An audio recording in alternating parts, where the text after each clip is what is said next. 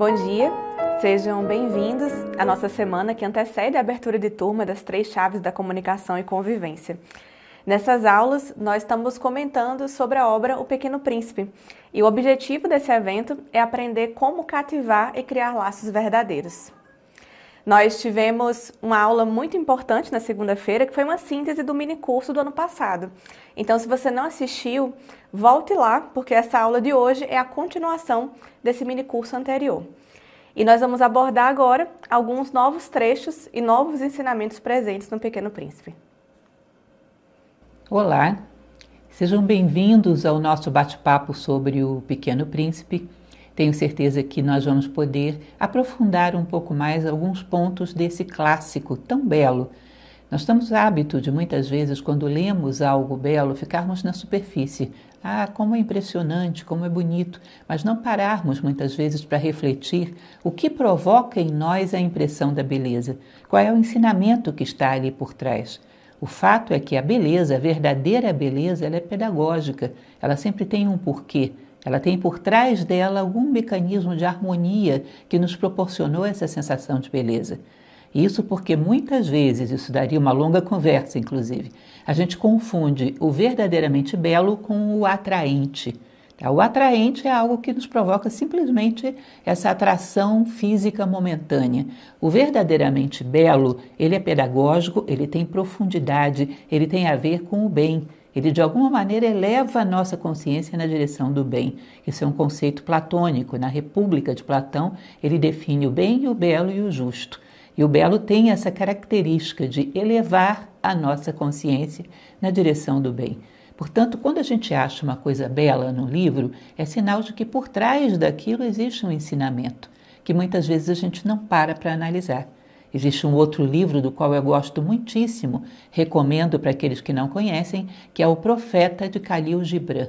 Ele é um livro que é considerado um dos mais belos e um dos mais lidos também da história da humanidade. E ele é belo porque tem um ensinamento profundo. E muitas vezes as pessoas simplesmente acham belo, mas não aprenderam nada com ele. Ou seja, às vezes falta para a gente aquele cuidado, aquele tempo dedicado a se aprofundar na nossa leitura.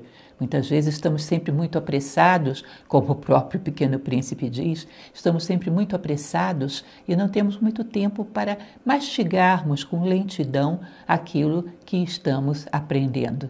Eu recomendo isso até quando você assiste um filme que você acha belo. Dedique um tempo, uma meia hora, saiu daquele filme, dedique um tempo para refletir. O que foi que ele te ensinou? Por que te deu essa sensação de beleza? O que você pode aprender com aquilo? E aqui no Pequeno Príncipe é a mesma coisa. Muitas passagens, ele é praticamente todo belo. Ele é cheio de passagens que poderiam nos levar a reflexões muito interessantes. Hoje vamos falar daquele momento em que o Pequeno Príncipe está conversando com o manobrista. E ele pergunta o que o homem faz e ele lhe explica que ele distribuía as pessoas em blocos dentro dos trens e comandava o movimento dos trens da esquerda para a direita, da direita para a esquerda. E o príncipe vê aqueles trens passando, muito barulhentos, muito iluminados, de um lado para o outro, como o manobrista tinha dito.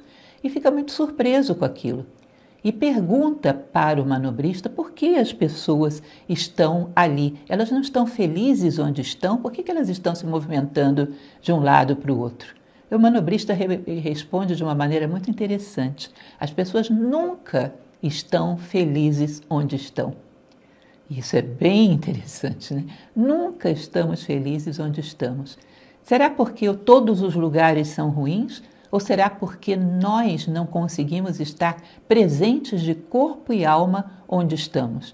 Existe uma historinha que eu vou contar para vocês que complementa essa, que diz que havia um senhor que sempre ficava pitando o seu cigarrinho nas portas da cidade onde ele morava. E um dia passou por ali um viajante, parou e perguntou para ele: meu senhor, eu estou vindo de uma cidade, venho me mudar para essa. Eu gostaria que o senhor, que parece que mora aqui há muito tempo, me dissesse como é essa cidade. E aí o senhor perguntava: como é a cidade de onde você veio? Ele dizia: era horrível, era muito barulhenta, as pessoas eram muito insensíveis, ninguém cumprimentava ninguém, cada um vivia só dentro da sua vida e não eram comunicativos e não eram solidários, era horrível. Aí o senhor virou para ele e falou: pois é, aqui é assim também.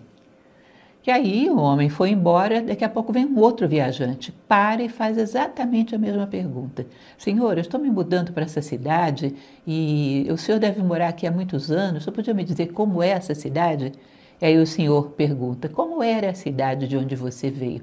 Ah, era ótima, era maravilhosa, era muito harmoniosa, muito limpa, as pessoas muito simpáticas, todo mundo conversava com todo mundo, muito solidárias, prestativas. Aí o senhor diz: pois é, aqui é assim também. Ou seja, o que significa essa historinha? Que essas pessoas carregavam essas cidades consigo mesmos. Eram elas que criavam essas cidades, estivessem onde estivessem. Essa insatisfação, na verdade, não era do lado de fora, era do lado de dentro. Era uma insatisfação consigo mesmo. Eles não estavam bem na maneira como viam as pessoas, na maneira como viam o mundo, na maneira como viam a si próprios. Não sabiam se colocar no mundo de uma maneira harmoniosa. Portanto, como eles estavam ásperos em direção ao mundo, eles percebiam o mundo áspero em direção a eles, ou seja, desagradável, pontiagudo, agressivo, porque eles se colocavam dessa maneira. Não conseguiam se harmonizar internamente consigo próprios. Ou seja, não havia um básico autoconhecimento, autoestima, autoaceitação, todas essas coisas tão necessárias para que a gente se coloque de maneira harmoniosa na vida. Quando você está sozinho, quando não existe nenhum ruído à sua volta e você é obrigado a estar consigo mesmo, é confortável essa convivência? Você gosta de estar consigo mesmo? A Fernando Pessoa costumava dizer que o homem que não está bem consigo mesmo não estará bem com ninguém, e ele tinha a sua razão. Porque não sabemos tratar esse primeiro contato fundamental com os nossos pensamentos, com os nossos sentimentos, não gostamos da forma como nos expressamos. Então, os nossos pensamentos, quando temos que ficar prestando atenção neles, porque não há nada que nos vire para o lado de fora, eles são pesados, são desagradáveis, são sempre amargurados, estou sempre lembrando das coisas ruins da minha vida e isso me machuca muito. Portanto, eu fujo de mim mesmo. Os meus sentimentos sempre são meio depressivos, sempre estou meio entristecido, sempre estou descontente com alguma coisa, estou ansioso por alguma coisa que ainda não veio. Portanto, é desagradável conviver com os meus sentimentos. Então, eu não gosto de estar comigo mesmo. E isso é um elemento que torna impossível que você goste de estar com os demais. Porque, lógico, é pesar da convivência, porque você só sabe conviver pesadamente e transfere isso para o meio. Então, tudo vai te parecer desagradável. O homem que consegue um espaço no mundo onde ele está plenamente bem, onde ele se sente em paz, onde ele se sente em harmonia, ele tende a levar esse espaço para onde ele estiver. Ele tende a carregar esse espaço consigo, para onde ele estiver. Então, isso é um elemento fundamental. Ninguém está contente, ninguém está feliz no lugar onde está, diz o manobrista. E tem muita profundidade essa colocação dele, porque ninguém está feliz consigo mesmo. E isso, como dizia o velhinho que ficava na porta da cidade, é fundamental para saber se você se dará bem ou mal nessa nova cidade que você conhece. Porque você já trouxe um molde para encaixar nessa cidade. Ela pode ser o que for, você vai encaixar um molde de cidade ruim, portanto não tem perspectiva de você estar bem aí. Pare para pensar, se você tivesse um bom relacionamento consigo mesmo, estivesse feliz consigo mesmo, será que os lugares à sua volta não seriam muito melhores? Uma pessoa feliz consigo mesmo tende a exalar isso. E quando você exala felicidade, bem-estar, paz, harmonia, é muito evidente que você receba isso de volta. Esse é um elemento que gera uma contrapartida. O mundo é dual. Se você puxa dele aquilo que ele tem de pior, você vai receber o que ele tem de pior. Se você lança para ele aquilo que você tem de melhor, você receberá em troco aquilo que ele tem de melhor. O mundo é e sempre será dual. Haverá chuva, haverá sol, haverá dias claros, dias escuros, sempre haverá dualidade no mundo. Mas quando eu vou para o mundo levando o meu melhor, eu recebo do mundo o melhor que ele tem para me dar. Portanto, reflitam bastante sobre essa frase do manobrista. Ninguém está feliz onde está. Um outro ponto interessante nessa passagem é que o Pequeno Príncipe pergunta como as pessoas estão dentro daquele trem. E o manobrista diz, elas estão desligadas, ou dormindo, ou dispersas pensando em qualquer outra coisa. Só as crianças espremem os seus narizes contra a vidraça, olhando o que está acontecendo do lado de fora, evidentemente. E ele conclui dizendo, as crianças são felizes. Interessante isso, não é? Porque as crianças estão de corpo e alma presentes no momento onde elas estão vivendo. E cada momento é novo, cada momento tem algo para nos oferecer. Portanto, quando elas espremem os seus narizes contra a vidraça, elas estão, na verdade, procurando cada minuto daquela paisagem que está passando, que não voltará a acontecer uma idêntica àquela. Cada momento, cada movimento de pessoa que existe lá fora, se existe um passarinho voando, se existe um cachorrinho passando, cada momento como único e irrepetível. E ela curte aquele momento. Talvez fique imaginando de onde vem aquele cachorrinho, se ele tem um dono, o que ele está fazendo ali. Talvez ela curta imaginar aqueles passarinhos, a canção que eles devem estar cantando. Ela curte cada momento da vida, está presente de corpo e alma inteiro onde está. Um grande pensador do passado, que foi o psiquiatra Carl Gustav Jung, ele costumava dizer corpo e mente juntos, como um dos segredos para que a gente esteja bem. Eu costumo dizer corpo, mente e alma juntos, para que a gente esteja inteiro em cada momento. Nós estamos sempre dispersos. Nosso corpo está aqui, nossa mente está em outro lugar, estamos totalmente desconectados com aquilo que acontece à nossa volta. E cada minuto da nossa vida tem algo a nos ensinar, tem algo a nos dizer. Existe um clássico tibetano chamado Bardo Thodol, que ele diz que quando nós deixamos de aprender com a vida, estamos totalmente desconectados com a vida, não a vemos, não aprendemos nada com ela, significa que não há mais sentido para a vida. É como se nós tivéssemos escolhido morrer. Ou seja, a vida simplesmente executa porque nós escolhemos. Nós nos desconectamos do sentido da vida, nós nos desconectamos daquilo que a vida tem a nos oferecer a cada momento. Portanto, nos isolamos da vida. Por que queremos estar nela se não estamos em contato com ela? Quando as pessoas perguntam, você quer viver? Claro, todo mundo diz, claro que quero. Mas você vive de fato?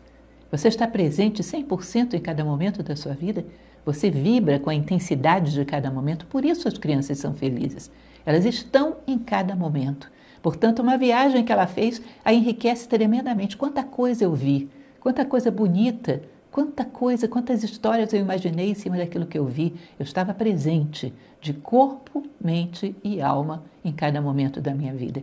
E essas pessoas dispersas dentro desses trens, a vida é cansativa, a viagem é cansativa, é longa, o banco é desagradável, dói as costas, aquela postura sentada desagradável.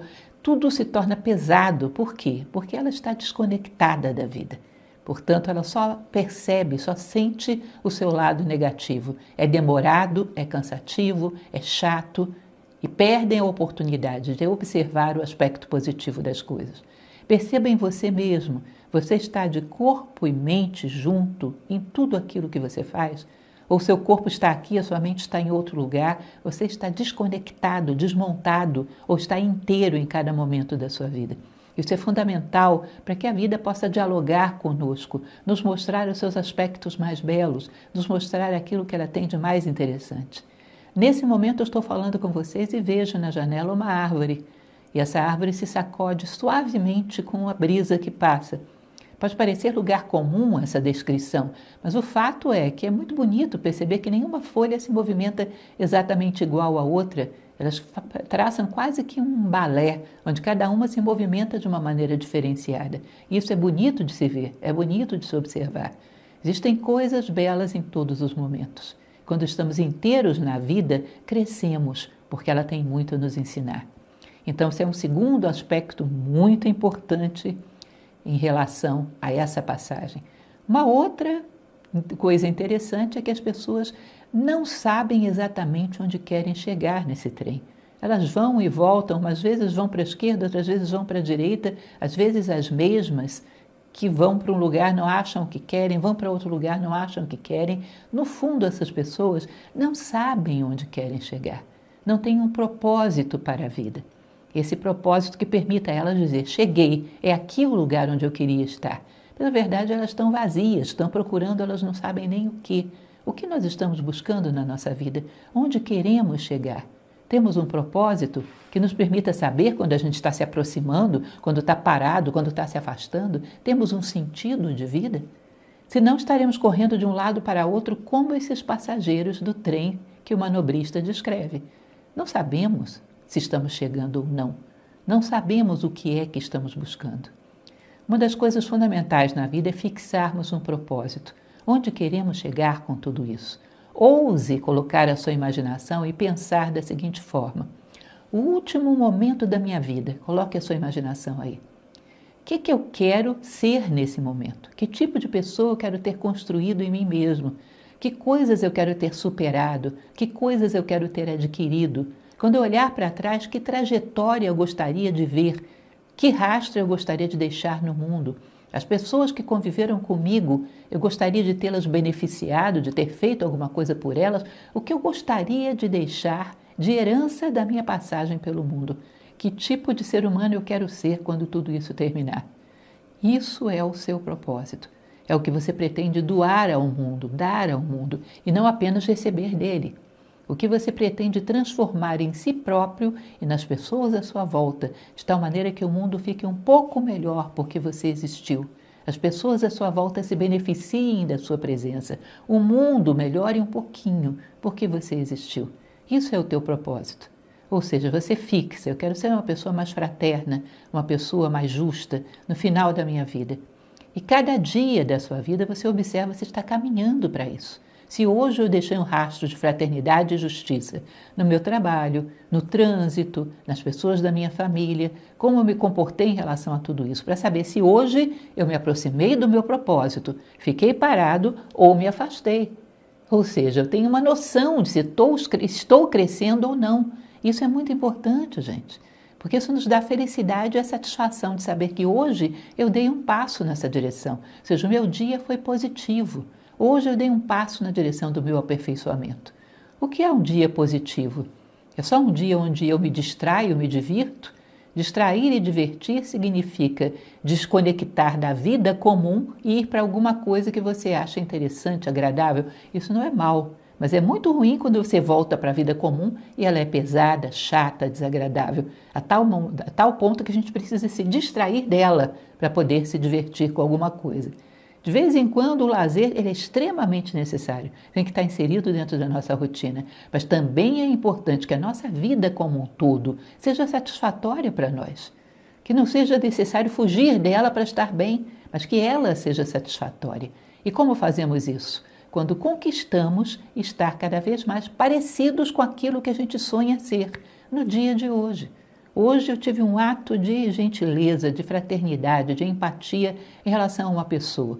Um ato simples, a pessoa que veio me pedir uma moedinha no estacionamento, a pessoa com quem eu convivo, a pessoa que me pediu, colocou uma seta e pediu para entrar na minha frente no trânsito. Em qualquer lugar eu tive um ato de gentileza, de generosidade, de fraternidade. Hoje eu estou bem comigo mesmo. Hoje eu fui parecido com o meu propósito. Hoje eu fui parecido com o meu ideal. Portanto, dei um passo na direção dele. Hoje eu fui justo ao avaliar as coisas. Não fiquei olhando para as coisas e só pensando que as coisas boas são aquelas que me beneficiam e as ruins são as que beneficiam os outros. Não. Eu fui justo e vi se as coisas são boas em si e não querendo tirar proveito de tudo. Ou seja, hoje eu fui uma pessoa mais plena, mais completa, mais humana, mais parecido com aquilo que eu quero ser, mais parecido com o meu propósito, com o meu ideal. Isso é fundamental. Você já sabe aonde você quer chegar. Como você sabe onde você quer chegar, você pode dizer se o dia de hoje foi correto ou foi incorreto, se ele foi válido ou não. Você sabe dizer o que são as coisas boas, que são as que te aproximam do teu propósito, e as coisas más, que são as que te afastam. O que é bom, o que é mal, para quem não quer chegar a lugar nenhum. É famosa aquela passagem da Alice no País das Maravilhas, onde ela pergunta para o gato: qual a estrada certa? E ele pergunta: onde você quer chegar, menina? E ela vira e fala assim: onde eu quero chegar? Não sei, não pensei nisso não quero chegar em lugar nenhum. Aí ele diz: para quem não quer chegar em lugar nenhum, qualquer estrada é certa, ou qualquer estrada é errada. Só existe o certo e o errado quando eu sei onde eu quero chegar. Que aí as coisas que me conduzem para lá são certas, são boas, são positivas. As que me conduzem para trás são erradas, são más, são negativas. Senão você não tem nem como valorizar as coisas. Se você não tem um sentido de vida, você não tem um propósito, você não tem um ponto de chegada. Esses homens desse trem eram assim.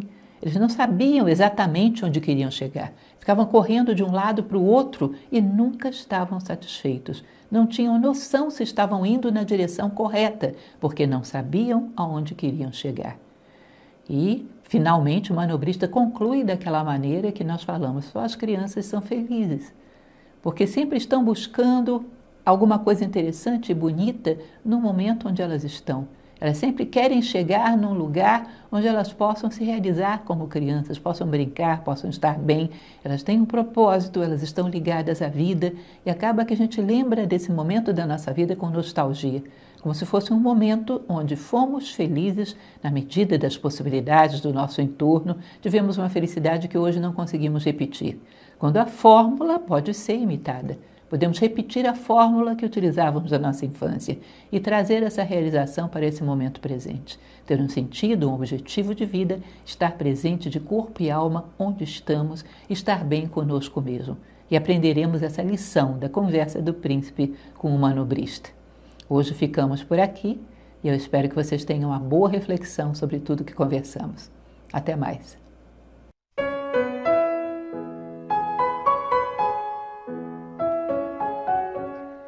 Bom, um momento que eu gostaria de comentar com vocês sobre o Pequeno Príncipe é quando ele encontra com um vendedor de pílulas.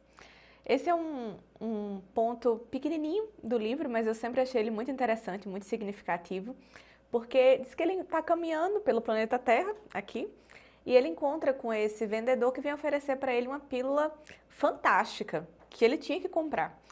E ele pergunta, então, para esse vendedor qual que é a vantagem dessa pílula, o que ela faz. E ele responde para o Pequeno Príncipe que, olha, é uma pílula fantástica, porque ela mata a sua sede, sem você precisar beber água. Então, você toma uma dessa por dia e você não precisa mais beber água. E o Pequeno Príncipe achou aquilo curioso, interessante, mas por que uma pessoa não ia mais querer beber água, né? E o vendedor explicou para ele que tinha uma lógica muito importante por trás disso, que é, todo momento quando a gente vai beber água, a gente perde um tempo. E se você tomar essa pílula, você vai poder não beber água mais e na semana você vai economizar 56 minutos graças a isso. E por isso era uma vantagem muito grande. Bom, o Pequeno Príncipe entendeu o que ele disse, refletiu um pouco e pensou, bom, se eu tivesse 56 minutos a mais na minha semana, pensou um pouco, falou, bom, eu acho que se eu tivesse 56 minutos a mais, eu iria caminhando calmamente até uma fonte de água, beber água. Eu sempre achei muito interessante, muito curioso essa pequena história, porque retrata muito da nossa posição mental, sempre de pressa, sempre de ansiedade. Eu acho que se esse vendedor de pílulas existisse de verdade e viesse até nós vender, eu acho que ele ficaria milionário, porque todo mundo parece que está querendo mais tempo e economizar tempo para fazer alguma coisa. Por isso que eu sempre achei muito curiosa, não só a venda da pílula, mas como essa resposta do Pequeno Príncipe, eu acho que ela realmente tem muito a nos ensinar. Especialmente porque, em relação à convivência, eu diria que uma das coisas que mais nos atrapalha e que mais nos impede de criar esses laços profundos, verdadeiros, que é o que a gente está buscando, é essa pressa constante. Essa pressa constante que impacta muito as relações. Inclusive uma pressa que normalmente é injustificada. Uma pressa que não se sabe nem muito bem para quê. Mas é uma pressa que impede de que eu possa estar presente junto com uma pessoa, que eu possa buscar entender em profundidade uma pessoa. É uma pressa que às vezes até me impede de conversar com alguém, uma pressa que me impede até de desejar parabéns num dia importante para uma pessoa, no aniversário dela, por exemplo. Então parece que a gente sempre está com pressa demais para formar laços profundos, para formar laços verdadeiros. E por isso que eu comento, né? Se esse vendedor de pílulas viesse até nós, provavelmente a gente não teria a mesma resposta que o Pequeno Príncipe teve. Por isso que é muito interessante entender o que significa, o que simboliza essa forma dele de pensar. E uma reflexão que eu queria colocar para vocês em relação a essa pressa, em relação à convivência em especial, que é o assunto, o tema que a gente está tratando, os laços humanos, os laços verdadeiros, é que realmente nós temos muito essa crença, que eu acredito que nos atrapalha demais, que é acreditar que eu precisaria ter mais tempo com as pessoas para criar laços profundos. E como eu não tenho, não posso fazer. Isso nos dá muita angústia, realmente, muita ansiedade. Eu gostaria de ter mais tempo com essas pessoas, gostaria de ter mais tempo com a minha família, gostaria de ter mais tempo com os meus filhos. E estamos sempre pensando nisso, sempre com essa angústia, sempre com essa forma de ansiedade. Mas muito interessante refletir que, de fato, para criar laços profundos, verdadeiros, laços realmente especiais, nós não precisamos de mais tempo com as pessoas. Nós precisamos de um tempo qualificado. Precisamos qualificar o nosso tempo. Essa, para mim, é uma chave muito importante. E se a gente entender ela, nós tiramos muito desses estados negativos associados com o tempo que nós vivemos no momento atual. Percebam que nós mesmos sabemos disso de alguma forma, porque muitas vezes pessoas que nós não convivemos muito, pessoas que a gente encontra às vezes poucos minutos, às vezes encontramos poucas vezes no ano, mas que tem um impacto profundo sobre nós, tem uma certa sabedoria, nos ensinam alguma coisa. Essas pessoas que nós não temos muito tempo juntos, normalmente têm laços, podem ter laços muito verdadeiros, muito especiais, de tal maneira que só da gente lembrar da pessoa já convoca uma certa força, uma certa energia, já nos dá uma certa resposta, a gente já fica um pouco mais forte só de pensar naquela pessoa. E muitas vezes não temos muito tempo, mas o pouco de tempo que temos é um tempo qualificado. Essa é a diferença. É muito mais importante qualificar o nosso tempo do que ter mais tempo. Bom, uma grande parte de vocês que está assistindo esse vídeo assiste várias das palestras da professora Lucelena no YouTube. E quando vocês assistem a palestra, que normalmente tem 40 minutos, 1 hora, mais ou menos, a gente não sente que depois que a gente termina de assistir, parece que esse aprendizado que a gente teve, às vezes valeu por anos de experiência? Não foi 1 hora. Muitas vezes foi anos, um aprendizado que equivale a isso. Então, isso é qualificar o nosso tempo. É muito importante para nós. É muito mais do que ficar buscando uma pílula que vai me dar mais tempo, que é o que nós fazemos, na verdade. Não é exatamente uma pílula, mas eu fico buscando o tempo todo o que eu vou tirar e como é que eu vou conseguir mais tempo e não consigo. E a vida fica em torno de conseguir mais tempo para as coisas que eu quero fazer, para as relações que eu quero ter. Muito mais inteligente do que fazer isso seria buscar qualificar bem o nosso tempo. E a grande pergunta é essa: como qualificar o nosso tempo? Que é uma chave importante para nós. Bom, 2 coisas são importantes para qualificar bem o tempo. Eu teria que estar totalmente presente naquele momento, que isso já é uma coisa difícil para nós, porque podem perceber que até quando a gente fala assim, eu vou dedicar um tempo a uma pessoa e eu estou ouvindo ela, na verdade eu não estou exatamente ouvindo a pessoa. Às vezes ela está falando e eu estou parada olhando para ela, mas muitas vezes minha mente está processando o que eu tenho que fazer depois, o que eu gostaria de fazer, a ansiedade que eu tenho, o medo que eu tenho. Então, não está ali realmente presente de corpo e alma, de coração. Então, essa já é uma condição super importante, tenho que estar totalmente presente. E a outra condição, eu tenho que ter o que dar. Para qualificar o tempo, eu tenho que me qualificar. Eu tenho que ter um pouco mais de resposta, um pouco mais de generosidade, um pouco mais de sensibilidade, um pouco mais de sabedoria para ter alguma coisa que dá, ter algo para somar, ter algo para transmitir também com os demais. Então é necessário estar presente e ter o que dá. Então a pessoa que faz isso, ela qualificaria o seu tempo. Vejam que muito mais do que falar assim, como eu gostaria de ter mais tempo, mais noites, mais tempo, mais dias junto aos meus filhos, por exemplo. Olha, qualifica bem o tempo e você vai ver que um tempo qualificado, totalmente presente e tendo que dar, tendo que transmitir, vai valer muito mais do que muito tempo cronológico. Essa é uma chave fundamental. E se a gente percebe isso e está no momento com toda essa intensidade, realmente vivendo com toda a presença, aquele momento, sem querer estar em nenhum outro lugar, com toda a atenção, com toda a consciência presente, aqui e agora, nesse momento, e a gente sente que se pudesse estar em outro lugar, eu não estaria em nenhum outro lugar, estaria exatamente aqui, então a gente poderia dar uma resposta parecida com essa que o Pequeno Príncipe deu para esse vendedor de pílulas. A gente começaria a entender melhor essa resposta dele. Se nos perguntassem o que a gente gostaria de fazer com mais tempo, se eu tivesse mais tempo, a gente poderia responder: eu iria caminhando tranquilamente até uma fonte de água. Eu estaria fazendo exatamente isso que eu estou fazendo agora, nenhuma outra coisa. Isso significa plenitude. Quando uma pessoa está assim naquele momento, significa ela está oferecendo, ela está qualificando o melhor que ela pode, aquele momento e aquele tempo. Se ela pudesse estar em outro lugar, ela não estaria fazendo nenhuma outra coisa em nenhum outro lugar. Ela estaria aqui e agora. Isso é o que nós chamamos exatamente da plenitude. Isso que o Pequeno Príncipe demonstra com essa resposta tão bonita que ele dá ao vendedor de pílulas. Bom, e esse ensinamento, que eu acho tão bonito, tão especial, uma relação que eu gostaria de fazer dele também para a gente hoje com a comunicação não violenta é porque uma das condições para eu conseguir aplicar a comunicação não violenta é exatamente essa que nós estamos falando agora. É estar totalmente presente.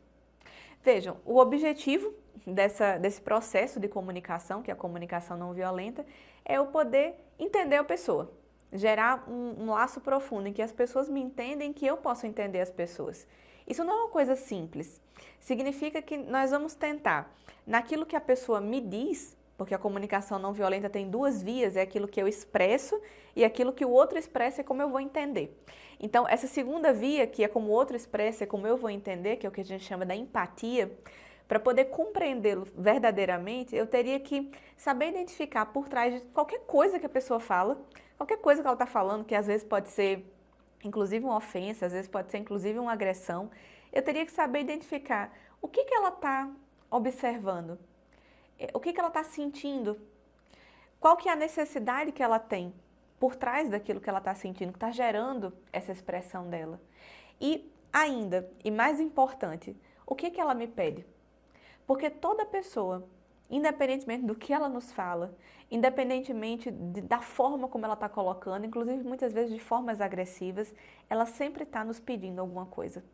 Nós sempre podemos somar, de alguma maneira, para as pessoas que estão ao nosso redor. Todos sempre estão nos pedindo algo. Então, essa via da comunicação não violenta, que é como é que eu posso interpretar a mensagem do outro, como é que eu posso interpretar, inclusive, mensagens negativas da outra pessoa, se trata de enxergar por trás de qualquer coisa e perguntando à pessoa, dialogando com ela, até você poder perceber isso, até poder enxergar o que ela sente, o que ela observa, qual que é a necessidade que ela tem e o que ela me pede. Todo ser humano, no fundo, por trás de qualquer forma que ele usa, às vezes das piores formas que ele usa para se expressar, todos, no fundo, estão pedindo uma contribuição nossa para a sua vida. Então, entender isso seria quebrar muitas dessas chaves da violência. E para fazer isso, uma condição é exatamente o que o Pequeno Príncipe está nos ensinando. Teríamos que estar totalmente no momento presente. Porque eu não posso entender essa pessoa, não vou conseguir perceber essa sutileza na comunicação se eu não estou realmente totalmente aqui e agora. Eu não quero estar em nenhum outro lugar, simplesmente com aquela pessoa e entendê-la. Então, eu acredito que essa é um aprendizado muito importante para nós da comunicação e que tem que ser vivido, tem que ser experimentado. Não é uma questão intelectual. Cada um tem que viver isso e experimentar, estar totalmente presente com uma pessoa e perceber como esse pouco tempo parece que vale por muito tempo. É um tempo qualificado e permite muito mais compreensão e realmente entender a pessoa como ela é. Perceber, inclusive, como é que eu posso contribuir, como é que eu posso somar sempre para qualquer pessoa, independentemente das expressões que ela tem. Então é isso que eu gostaria de compartilhar com vocês nessa aula de hoje. Espero que todos possam praticar ao longo da semana e coloquem aqui no nosso chat também as reflexões que vocês tiveram dessas experiências.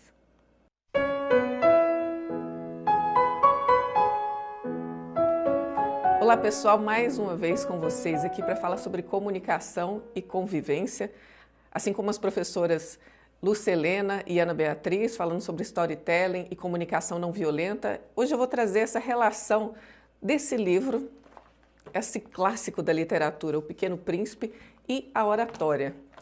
Eu tenho refletido muito nas aulas que eu tenho ministrado com os meus alunos nos últimos meses, digamos assim, eu diria nos últimos anos. A maioria das pessoas vem até mim, eu já comentei isso com vocês diversas vezes, procurando não como eu posso alcançar o coração da outra pessoa por meio da minha mensagem, mas como eu faço para convencer melhor, como eu faço para vencer meu medo, para lidar com a minha ansiedade, e todos esses elementos são importantes, porque assim como nós conversamos no curso, você tem que ser um canal, uma flauta da sua mensagem, esses elementos eles tampam esse canal. Só que às vezes a gente trabalha no ponto errado, porque não basta só eu saber como colocar a impostação da minha voz ou ter uma ótima articulação das palavras, né? Ou saber o que fazer com as minhas mãos, porque muitas vezes isso também trava as pessoas. Eu tenho que, acima de tudo, primeiro de tudo, ter uma ideia clara. Essa ideia vai me dar força e segurança para poder colocar a minha fala de uma maneira que alcance o coração das pessoas. Porque no final das contas, eu sempre lembro isso para vocês. Na aula passada sobre o mesmo tema, eu falei sobre isso, mas eu gosto de reiterar essa ideia. O Pequeno Príncipe, ele sai do seu planetinha. Por quê? Porque um belo dia, uma sementinha que surge de algum lugar cai na terra do seu mundinho. Começa a crescer, desabrochar, e o que nós temos? Uma bela, encantadora flor. Só que tem um detalhe, essa flor tem um temperamento diferente, ela tem opiniões diferentes, e aí começam os conflitos. Ou seja, o que faz o Pequeno Príncipe sair do seu mundinho é a convivência. Por causa da convivência, ele começa a se questionar de coisas que nunca havia se questionado. Ele busca respostas para saber como harmonizar. Ele vivia num mundo que tinha uma parcela de harmonia nesse degrau. Só que quando entra um elemento diferente, agora ele vai ter que harmonizar para subir um degrau. Olha que interessante essa ideia, porque isso faz com que a gente possa evoluir, que possa expandir os nossos horizontes, que possa abarcar um ambiente maior de harmonia, de unidade. O Pequeno Príncipe ensina para a gente que conviver é fundamental para evoluir, para crescer, para aumentar as nossas possibilidades. E algo essencial para poder fazer esse processo é a comunicação. Só que comunicação é uma ideia que tem sido vista de uma forma muito confusa, eu diria até. Porque quando eu penso em comunicação, eu penso em expressar. Tudo expressa algo, tudo que está aqui está expressando algo. Se você olhar ao seu redor, você vai ver que tudo que está no seu ambiente está expressando algo. Ok, uma árvore, quando eu olho para ela, eu estou olhando para lá porque aqui tem uma janela e eu vejo uma bela árvore. Mas traga para a imaginação de vocês uma bela árvore, algo que impactou vocês. Vocês vão perceber que aquela árvore, ela expressa uma ideia. Só que é uma ideia muito clara, que é o que ela é. Uma árvore não tem dúvida, um abacateiro não tem dúvida que ele está ali dando abacates. Eu nunca vi um abacateiro dar laranja. Pois é, ele comunica aquilo que ele é, ele expressa aquilo que ele é. Comunicação vem lá da sua origem, do proto-indo-europeu, não como mera expressão de algo, mas da etimologia com, kauem e munis, que é a função ou dever no munis e o com de unir. Ou seja, é um dever de unir, comunicar é isso. É uma primeira unidade que devemos fazer. A primeira mensagem que trazemos ao mundo é quem somos. Para isso tem que ter um pouquinho de autoconhecimento. Quem sou eu no meio de tudo isso? O que eu acho interessante do Pequeno Príncipe é que talvez essa visão desse Pequeno Príncipe, dessa criança inocente, que tem muito valor, que está buscando, tem a ver um pouco com a essência de cada um de nós. Se a gente se identificar um pouco nesse aspecto, talvez também a nossa oratória, a nossa comunicação, ela flua de uma maneira mais natural. Porque sempre quando falamos assim de uma boa oratória, geralmente relacionamos com a pessoa que é natural e que é autêntica. Então a comunicação tem uma relação com isso, você unir o céu com a terra, eu unir aquilo que eu sou com a manifestação do mundo. Primeira expressão que eu tenho que fazer, expressar quem eu sou. Eu posso sintetizar isso um pouquinho no melhor de mim. Aqui, assim como a professora Ana Beatriz falou um pouco desse estar presente, como é importante, quando eu estou presente de coração, o melhor de mim está aqui e agora. Então, quando eu faço isso de uma maneira simples, eu começo a fazer o primeiro ato de comunicação mais profunda. E quando eu vou falar da oratória, o que é essa comunicação? Ok, se formos falar da oratória no seu sentido histórico, que começa lá na Grécia com a palavra retórica, no século V a.C., vamos ver que os retores, que estavam relacionados com os sofistas, falavam muito mais no sentido de manipulação, de argumentação para convencer de qualquer coisa. E depois, com o tempo, né, quando a gente pega esse conhecimento da Grécia, leva para Roma, os jovens romanos eram educados também com a mesma retórica dos gregos. E com o tempo teve um grande orador romano, que aliás é um exemplo para todos nós, que é Cícero, um estoico, filósofo, senador romano, um filósofo estoico muito prático e que tinha uma coerência muito grande, uma vida moral muito grande. Quando ele olha para essa retórica apenas de argumentação e convencimento de qualquer coisa, ele começa a falar que talvez os jovens de Roma, estivessem sendo formados a convencer e acreditar em coisas que não eram verdadeiras. E aí ele faz uma revolução, digamos assim. Ele faz um movimento em que vai reestruturar as escolas de oratória na Roma Antiga. E por isso também trazemos essa ideia da oratória. Mas oratória no seu sentido mais profundo, eu diria, no seu sentido mais original, partindo dessa ideia de comunicação, ela é uma parcela, ela é um ponto dentro da comunicação. A comunicação é um todo, tudo comunica. Agora, a oratória se dá não entre árvore e ser humano, não entre cachorrinho e ser humano. A oratória se dá entre seres humanos. Não é assim que acontece? Então, quando eu vou lidar com o público, quando eu vou subir em um palco e falar, geralmente quem está lá na frente são seres humanos. Então, nessa ideia de falar com seres humanos, nasce uma arte, que é a arte de comunicar. Ou seja, quando eu falo assim que estou cozinhando e de repente eu me sinto artista na cozinha, significa que eu fiz aquilo tão bem feito, com tanta maestria, nem sei se eu posso me sentir assim, que eu sou péssima na cozinha. Agora, eu estou aqui na frente de um amigo meu que está filmando este curso, que eu sei que ele é um excelente cozinheiro e que ele é tão refinado que ele vai buscar lá nas montanhas do Himalaia uma folhinha para poder fazer tal pesto. Então, há um refinamento nesse processo da gastronomia, a tal ponto que você vê que ele coloca tudo que ele tem de melhor, potencializando aquela ciência. E aí ela vira uma arte. A mesma coisa com a oratória. Se eu pego a comunicação, que é essa expressão do melhor de mim, só que com a função de unir, o que eu vou fazer? Eu vou usar a minha mente, os meus pensamentos, as minhas ideias, eu vou usar as minhas emoções, a minha energia, a minha vitalidade, e vou usar o meu corpo físico, porque um ser humano não é só um pedacinho de corpo, vocês sabem disso, porque enquanto eu falo aqui, milhares de ideias já passaram pela sua cabeça. Hoje, o dia de vocês já deve ter tido diferentes emoções, e não é somente o corpo de vocês que está aí presente, olhando para essa aula.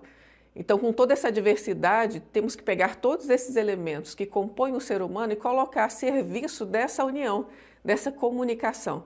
Quando eu faço isso, eu organizo as minhas ideias, eu coloco as minhas emoções, potencializando essas ideias por meio de uma linguagem, o meu corpo físico expressando algo que também ajuda na entrega dessa linguagem, com o intuito de me unir ao outro de alguma forma e que essa união também potencialize ele consigo mesmo, ou seja, o melhor dele, que ele possa expressar aquilo que ele tem de melhor, aí eu estou falando de uma arte chamada oratória. Se ficou confuso ou difícil, a gente vai ter um tempinho para refletir e também tem o nosso curso de oratória essencial dentro do 3 Chaves da Comunicação para aprofundar cada vez mais essa ideia. Mas sem isso é muito difícil de falarmos sobre oratória ou comunicação. Gostaria que vocês refletissem um pouco sobre essa ideia. Bom, várias pessoas estão nos perguntando aqui no nosso chat quando a próxima turma das 3 Chaves vai ser aberta. E vai ser na segunda-feira. Nós vamos iniciar uma nova turma da formação completa, com muitas horas de aula sobre esses temas de comunicação não violenta, storytelling e oratória. Então vai ser um curso online e uma formação bem completa sobre esses 3 temas. Depois a gente vai passar um pouco mais de detalhes para vocês, mas por enquanto vamos nos concentrar nessas ideias tão bonitas do Pequeno Príncipe que a gente está tratando, que com certeza já vão ser muito úteis. E na próxima aula, na sexta-feira, nós comentaremos sobre outros 3 trechos muito especiais. Então não perca esse grande final que sintetiza muito do que a gente já conversou. Nós também vamos te apresentar, nessa terceira aula, o passo a passo para a aplicação dessas 3 chaves da comunicação, de forma que você já possa começar a utilizá-las também. Então lembre de deixar o seu comentário ou a sua dúvida, que nós 3, as 3 professoras, vamos estar lendo e respondendo. Até sexta-feira.